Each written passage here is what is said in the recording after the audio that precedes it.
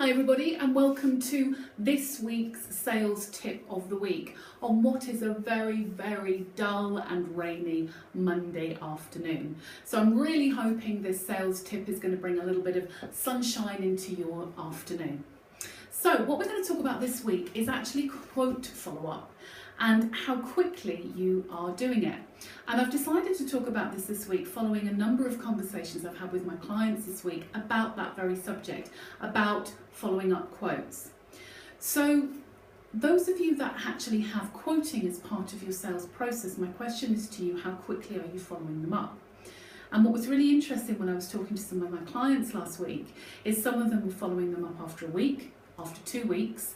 Some of them weren't even following it up at all. And when I've spoke to them about this and asked them the reasons why they haven't followed them up before, a lot of it is down to being scared, not knowing what to say, and thinking that possibly they are being a bit too pushy if they actually follow up the quote with a customer. Now, those of you that work with me know that you can never be too pushy, but there's actually a way of asking the questions, phrasing the questions, which enable you to get all the information that you need to help control your sales process, but let the customer feel as though it's warm, it's fuzzy, and that you care. So let's talk about how we do that.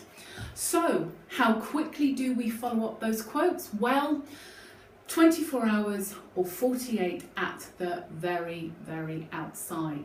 It's important you touch base as soon as you can after those quotes go out to the customer.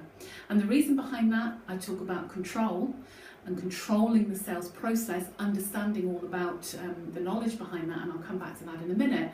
But also, bottom line is you need to double check that they've received the quote. And if they have, then we talk about how we can control the situation and how we can control the buying time. So when you're following up the quote, 24 hours, 48 hours later, the question we need to be asking the customer is, did you receive the quote?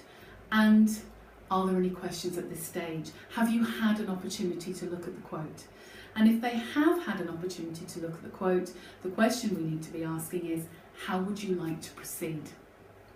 It's important to understand that because some people may be ready to buy at that actual time. Some people might need a little bit of length of time for whatever reason that is, and that could be that they're still thinking things through. The decision process needs to be them and maybe one other person, or they're collating quotes from other suppliers, obviously heaven forbid. So it is important that you understand that. Now, if it's something that they need a little bit of extra time, now is the time to agree when you next call back. Not a problem, you can say, when would you like me to come back? Nice open questions again, just to find out the lead times.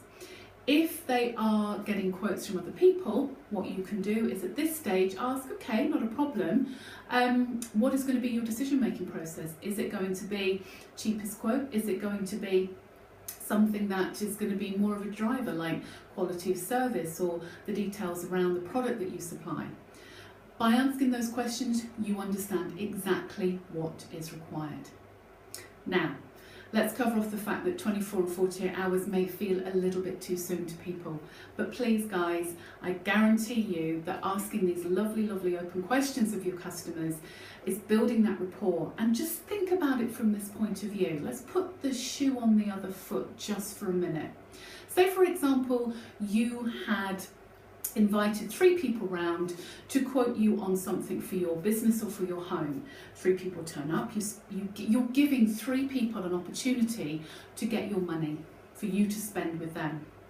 3 people send you a quote, but only 1 person follows that up with you within 2 or 3 days.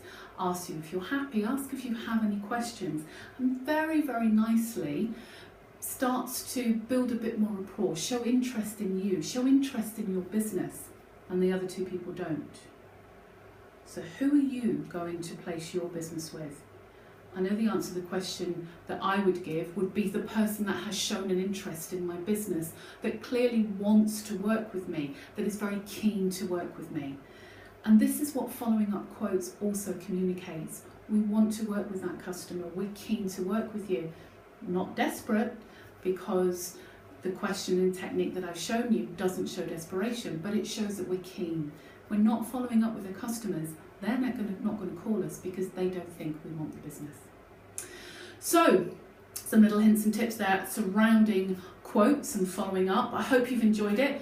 Please don't forget, you can contact us on Facebook, you can contact us on LinkedIn. I'm still really interested to hear if you guys have got any problems that you want me to bring up. Sarah Blade and I haven't forgotten you. There will be something coming very soon to do with the art of negotiation, so watch this space. Have a great week everybody, and I will speak to you soon. Take care, bye.